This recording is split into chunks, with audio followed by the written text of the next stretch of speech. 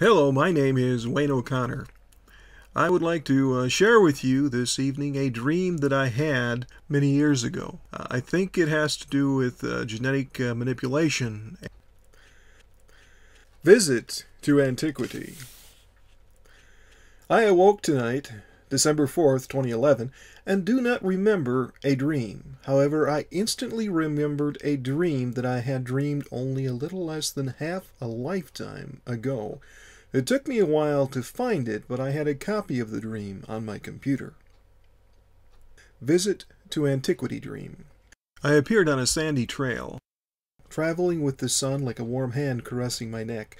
For as far as I could see, the land on either side that stretched off into the distance was gently rolling fields of short curly grass that smelled like honeysuckles. I was fairly sure I was on Earth, but a long time ago. Several thousand years would have been comparatively a handful of seconds.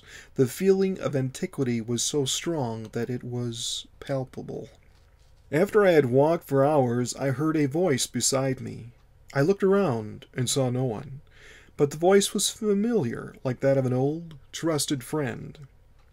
The voice said, "Around the bend is a building. I want you to see it, but you cannot stay long. Danger comes on swift feet. The inhabitants will be returning within the hour. I want you to remember this when you awake." Not long after that, the foretold bend in the road came. I saw a wooden building much like a barn or warehouse. It was so large that I felt minuscule, and I am not a small man.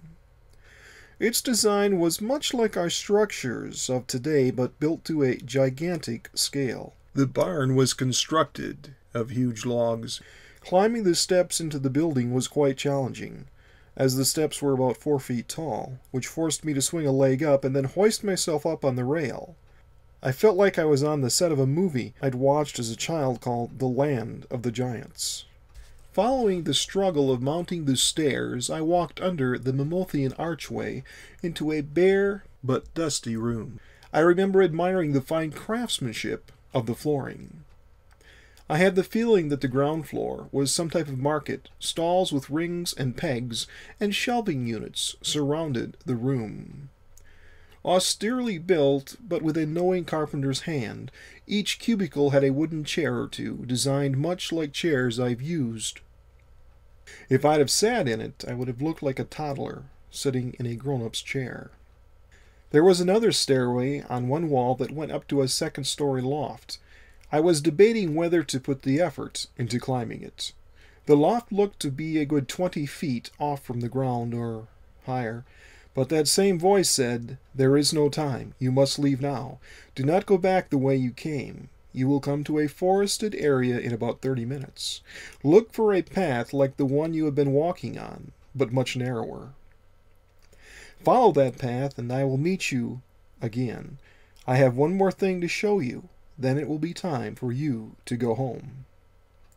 My curiosity pulled me towards the loft, but I began to feel the dread that seemed to come with whoever owned the place. The sense of evil grew thickly tangible, as those I'd been warned about drew nearer. Hopping down the stairs actually was easier than climbing up them, as I exited the warehouse market barn. Not much later, I found the trail into the woods, which was different than woods as I know them. Trees were much taller, spaced close together. The trees were unlike any I've ever seen. Each tree had boles that resembled clustered tentacles, nor did they have branches. Plumed crests, the color of white birch bark, crested their tops, 30 or 40 feet above me. I ran my hand over one of the trees. It felt more like rusty iron than bark. I thought I would have a difficult time squeezing between them.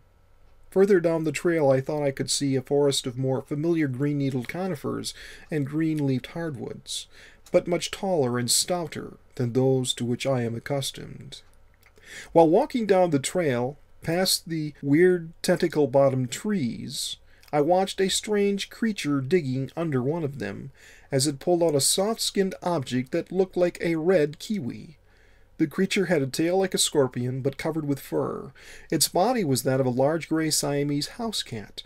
except that it had 3 pairs of legs, and its head was similar to that of a rat.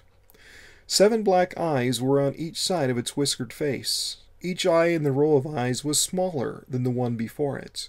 The largest eye in the line of eyes were green, with a cat's iris. Each eye below it was completely black. The eyes extended from the normal facial position in a long line halfway down its elongated snout. Seeing me, it dropped the half-eaten red pod following a garbled meow. It stared at me with what seemed great sadness, hesitated, then ran away. Less than 5 minutes later in my journey, I heard the voice again. "Move into the trees. Now! Hurry!"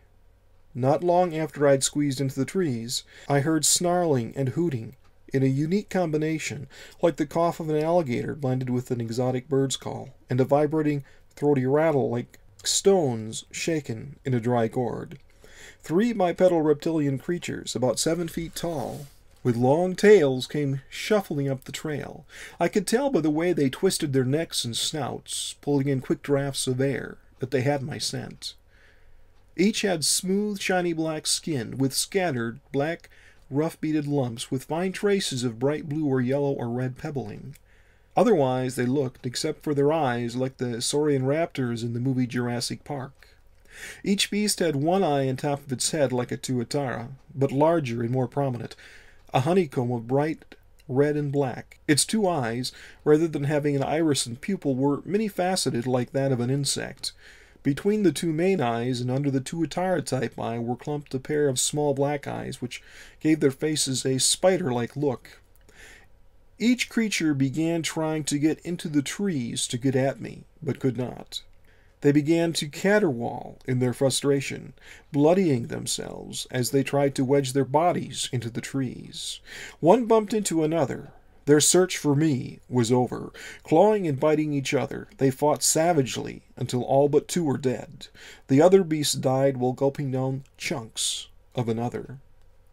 The voice appeared again, although still just as invisible, and said, "You have seen what you were to see.